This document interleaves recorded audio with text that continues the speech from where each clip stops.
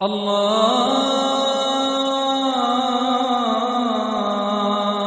أكبر الله أكبر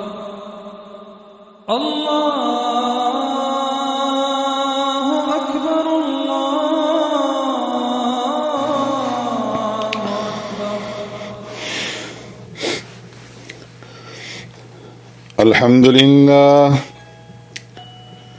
الحمد لله وكفى والصلاة والسلام على سيد الرسل وخاتم الأنبياء.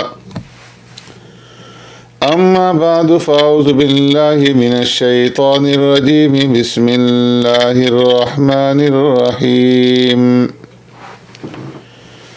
يا أيها الناس اتقوا ربكم الذي خلقكم من نفس واحدة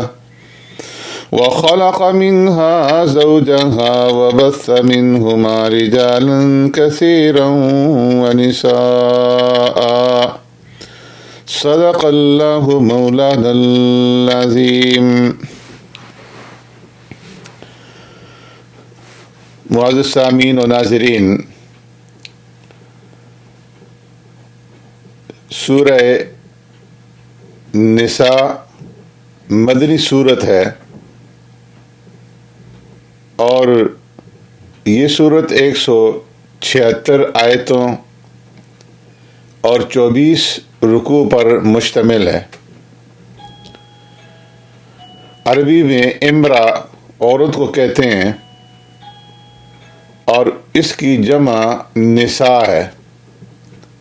جس کا معنی عورتیں یا خواتین ہیں۔ اس صورت میں من جملہ دوسرے مسائل کے عورتوں کے انتہائی اہم اور حساس مسائل زیر بحث آئے ہیں، اس لیے اس صورت کا نام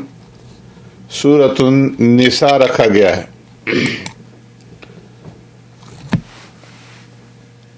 اسے سورہ نساء کبریٰ بھی کہا جاتا ہے، یعنی بڑی سورۃ النساء، اور اس کے مقابلے میں 28ویں سپارے کے اندر ایک سورت ہے جس کا نام سورہ طلاق ہے، اسے چھوٹی سورۃ النساء کہا جاتا ہے۔ یہ حیران کن بات ہے کہ پورے قرآن کریم میں اللہ تبارک و تعالیٰ نے مردوں کے نام سے کوئی سورۃ الرجال نازل نہیں فرمائی، لیکن اسلام کی نظر میں عورتوں کی اتنی عظمت ہے کہ عورتوں کے نام سے پوری ایک سورت جو ہے سورۃ النساء نازل فرمائی ہے، جس سے معلوم ہوتا ہے کہ اسلام میں خواتین کو کس قدر عظمت دی جاتی ہے۔ اب اس پروپیگنڈے سے متاثر ہونا کہ اسلام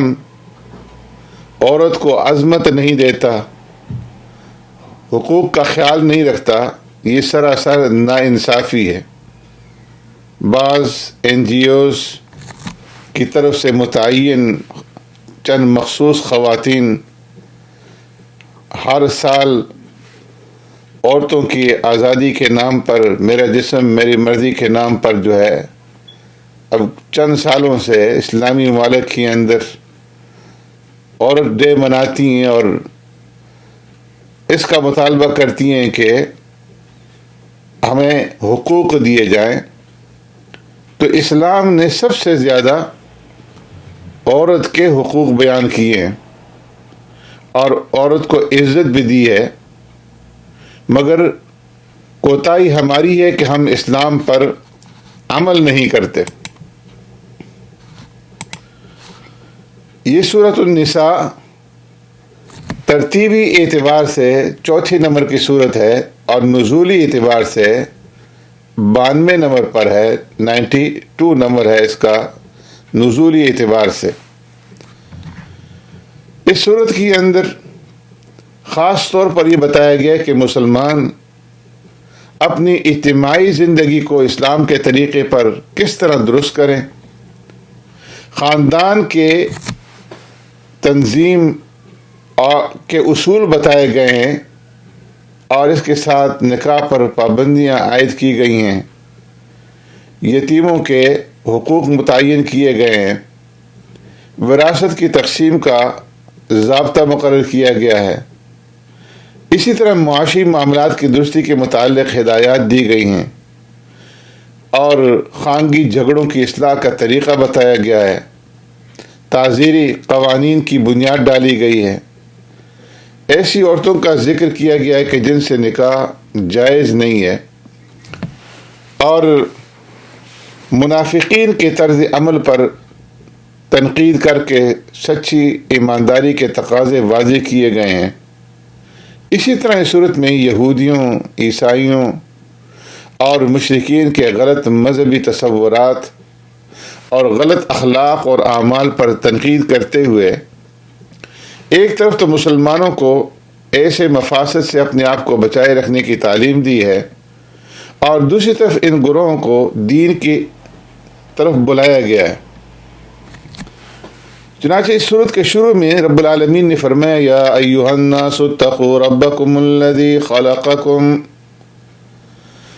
کہ اے لوگو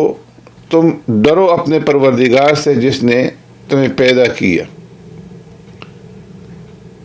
اس سے پہلے سورت کے اندر جنگ بدر کا تذکرہ تھا، جنگ احد کا تبصرہ تھا، جنگ کے بعد یتیموں، بیواؤں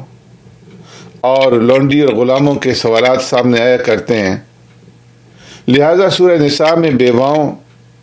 اور یتیموں کے حقوق کی حفاظت کی نصیحت کی گئی، اور چونکہ آگے انسانوں کے باہمی حقوق خصوصاً خاندانی نظام کی بہتری اور استواری کے لیے ضروری قوانین ارشاد فرمائے جانے والے تھے، تو اس لیے تمہیدی طور پر ایک طرف اللہ کا خوف اور اس کی ناراضگی سے بچنے کی تاکید فرمائی، اور دوسری طرف یہ بات ذہن نشین کروائی گئی کہ تمام انسان ایک اصل سے ہیں اور ایک دوسرے کا خون اور گوشت ہیں۔ اس کے بعد وَآتُوا الْيَتَامَىٰ أَمْوَالَهُمْ، یتیموں کے حقوق اور ان سے حسن سلوک کی تاکید اور ہدایت کرتے ہوئے 4 نکاح تک کرنے کی اجازت دی گئی، فَانْكِحُوا مَا طَابَ لَكُم مِّنَ النِّسَاءِ مَثْنَىٰ وَثُلَاثَ وَرُبَاعَ۔ پھر تعدد ازواج کو اجازت کو 4 میں محدود کرنے کے ساتھ ساتھ یہ حکم دے دیا گیا کہ ایک سے زیادہ نکاح کی صورت میں بیویوں کے درمیان میں عدل اور انصاف کرنا لازمی ہے، اور اگر کوئی عدل نہیں کر سکتا تو پھر اسے ایک ہی نکاح کرنا چاہیے۔ تعدد ازواج کا رواج تو اسلام سے پہلے بھی تھا، مگر وہ رواج کسی قید اور ضابطے کا پابند نہیں تھا، نہ تعداد جو ہے وہ متعین تھی، اور نہ ہی بیویوں کے درمیان میں عدل اور مساوات کی کوئی شرط تھی۔ ایک شخص 10 بلکہ اس سے بھی زیادہ عورتوں سے نکاح کر سکتا تھا، اور پھر ان میں سے جس کے حقوق چاہتا ادا کرتا اور جسے چاہتا معلق رکھتا، اسے نہ تو طلاق دی جاتی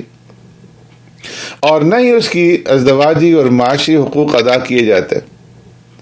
اسے آپ زندہ شوہر والی بیوہ کہہ سکتے ہیں۔ اسلام نے تعداد بھی متعین کر دی اور حقوق کی ادائیگی کو بھی فرض کر دیا۔ یورپ کی لعنتی تہذیب جو پوری دنیا کو اپنے رنگ میں رنگنا چاہتی ہے، وہ قانونی اعتبار سے تو ایک سے زیادہ عورتوں سے تعلق رکھنے کو جائز قرار نہیں دیتی، البتہ غیر قانونی طور پر جتنی بھی عورتوں سے تعلق قائم کر لیا جائے اس پر کوئی قدغن جو ہے وہ نہیں لگاتی۔ اس افسوسناک حقیقت کا اعتراف کیسے کیا جائے کہ بہت سے نام نہاد مسلمان بھی ذہنی اور عملی طور پر اس لعنتی تہذیب کے ہم نوا دکھائی دیتے ہیں۔ اسلام کا سورج طلوع ہونے سے پہلے عورت کو میراث میں سے کچھ بھی نہیں دیا جاتا تھا۔ اہل عرب کا مقولہ تھا کہ ہم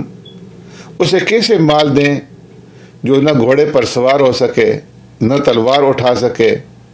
اور نہ ہی دشمن کا مقابلہ کر سکے۔ اپنے اس جاہلانہ اصول کی بنیاد پر بچوں اور خواتین کو میراث سے محروم رکھا جاتا تھا۔ اسلام نے اس ظلم کا خاتمہ کیا اور بچوں اور خواتین کو بھی وراثت کا حقدار قرار دیا۔ عورت کو حصہ دینا اس پر کسی کا احسان نہیں ہے، بلکہ فرمایا کہ یہ اس کا حق ہے اور اس کا فریضہ ہے جو اسے دیا جاتا ہے۔ اسی سلسلے میں یہ ہدایت دی گئی کہ تقسیم میراث کے موقع پر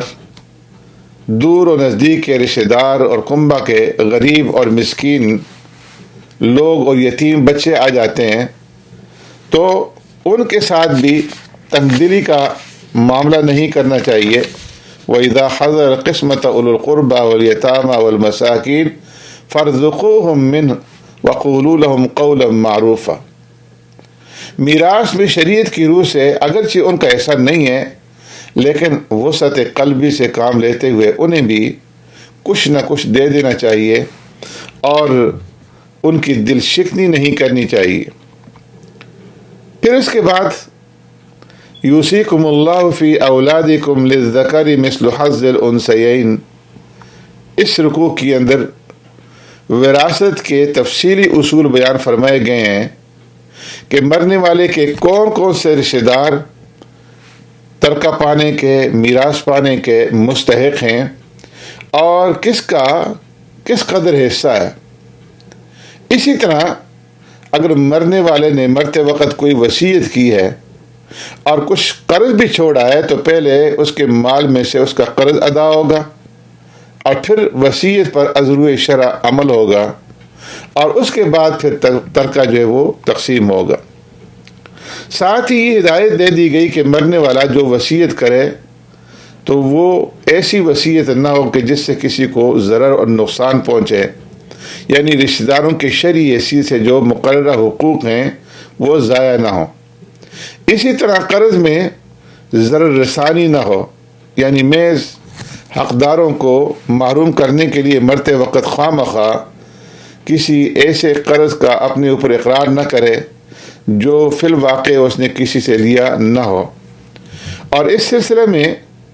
ایسی چال نہ چلنی چاہیے کہ حقدار جو ہیں وہ وراثت سے محروم ہو جائیں۔ پھر اللہ تبارک و تعالیٰ نے واللاتی یاتین الفاحشۃ من نسائکم فاستشہدوا علیہن اربعۃ منکم، یہاں سے اس بات کو بیان فرمایا ہے کہ مرد اور زن کے درمیان میں، میاں اور بیوی کے درمیان میں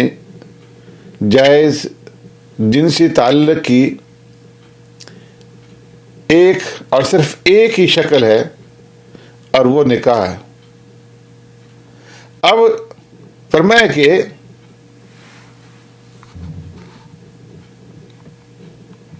اگر کوئی عورت اپنی شہوانی جذبات کی تسکین کے لیے کسی دوسری عورت سے ملوث ہو اور اس کی شہادت اور گواہی 4 آدمی دیں، جس طرح کہ آج کے اس معاشرے کے اندر، ماحول کے اندر کہا جاتا ہے کہ عورت عورت سے نکاح کر سکتی ہے، مرد مرد سے نکاح کر سکتا ہے،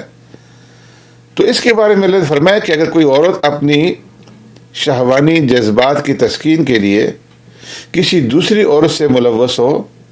اور 4 آدمی اس کی شہادت دیں، گواہی دیں، تو ایسی صورت میں پھر ان عورتوں کو گھروں میں مقید کر دو یہاں تک کہ حتیٰ یتوفاہن الموت او یجعل اللہ لہن سبیلا، کہ ان کے اوپر موت آ جائے یا اللہ ان کے لیے کوئی راستہ نکال دے۔ لواطت کی سزا یہ ہے کہ ایسے دونوں مردوں کو جسمانی طور پر سزا دی جائے گی اور پھر اگر وہ توبہ کریں اور اپنی اصلاح کر لیں تو انہیں چھوڑ دیا جائے گا۔ پھر توبہ کا ذکر آ گیا تھا، اس لیے اصولی طور پر یہ بتا دیا کہ توبہ ایسے ہی لوگوں کی قبول ہوگی جو نادانی کی وجہ سے کوئی برا فعل کر گزرے اور پھر جلد ہی توبہ کریں، نہ یہ کہ گناہ کرتے رہیں اور یہ سوچیں کہ توبہ کر لیں گے۔ دوسرے یہ کہ جو لوگ ٹھیک مرتے وقت توبہ کرتے ہیں تو ان کی توبہ جو ہے وہ قبول نہیں ہوتی۔ وَلَيْسَتِ التَّوْبَةُ لِلَّذِينَ يَعْمَلُونَ السَّيِّئَاتِ حَتَّى إِذَا حَضَرَ أَحَدَهُمُ الْمَوْتُ، توبہ کی قبولیت کا حق ان لوگوں کے لیے نہیں ہے جو برے کام کیے چلے جاتے ہیں یہاں تک کہ جب ان میں سے کسی کی موت کا وقت آ جاتا ہے تو پھر اس وقت کہتا ہے کہ اب میں نے توبہ کی۔ فرمایا کہ اس طرح ان لوگوں کی بھی توبہ قابل قبول نہیں ہے جو مرتے دم تک کافر رہیں۔ پھر یہ حکم دیا کہ کسی بیوہ کو میت کی میراث سمجھ کر کے اس کے ولی اور وارث نہ بن بیٹھیں، مطلب یہ کہ وہ آزاد ہے، عدت گزار کر کے جہاں چاہے جس سے چاہے نکاح کرے۔ میں اس خیال سے کہ اگر وہ کہیں چلی جائے گی یا کسی اور سے نکاح کر لے گی تو اس کے مال سے ہم فائدہ اٹھا نہیں سکیں گے، بیوہ کو روکے رکھنا یہ جائز نہیں ہے۔ اسی طرح یہ جائز نہیں کہ عورتوں کو تنگ کر کے ان کے مہر کا کچھ حصہ ان سے زبردستی معاف کروایا جائے، ہاں سوائے اس کے کہ وہ کسی صریح بدچلنی کا ارتکاب کریں۔ پھر سمجھایا کہ اگر کسی کو اس کی بیوی پسند نہ ہو تو دل برداشتہ ہو کر فوراً اسے چھوڑ دینے پر آمادہ ہو جانا یہ درست نہیں ہے، حتی الامکان صبر اور تحمل سے کام لینا چاہیے، اس لیے کہ بسا اوقات ایسا ہوتا ہے کہ ایک چیز ناپسند ہو مگر اللہ تبارک و تعالیٰ نے اس میں بہت کچھ بلائی اور خوبیاں جو ہے وہ دوسری رکھ دی ہوتی ہیں۔ اس کے بعد ہدایت دی گئی کہ اگر ایک بیوی کی جگہ دوسری بیوی لے آنے کا ارادہ ہی کر لو تو پھر خواہ اسے تم نے کتنا ہی مال کیوں نہ دیا ہو اس سے کچھ واپس نہیں لینا چاہیے، یعنی پہلی بیوی سے جو ہے جو اس کو تم نے مہر دیا ہے یا دیگر کوئی مال دیا ہے تو وہ اس سے واپس نہیں لینا چاہیے۔ اور پھر اس کے بعد حرمت علیکم امہاتکم و بناتکم و اخواتکم سے تفصیل سے ان عورتوں کا بیان فرمایا گیا ہے کہ جن سے نکاح کرنا دائمی طور پر حرام ہے، مثال کے طور پر ماں، بیٹی، سگی بہن، پھوپھی، خالہ، بھتیجی، بھانجی، رضائی ماں، رضائی بہن، ساس وغیرہ۔ بعض دیگر ایسی محرمات کا بیان ہے جو دائمی طور پر تو حرام نہیں ہے مگر کسی خاص معنی کی وجہ سے ان کا نکاح حرام ہے، مثلا دو سگی بہنوں سے نکاح اس صورت میں کہ ایک بہن جو ہے وہ زوجہ کی بیوی کی حیثیت سے موجود ہو اور اس کی سگی بہن سے اس کا شوہر جو ہے وہ نکاح کر لے تو اس کی بھی اجازت نہیں۔ سبحانک اللہم و بحمدک نشہد ان لا الہ الا انت نستغفرک و نتوب الیک۔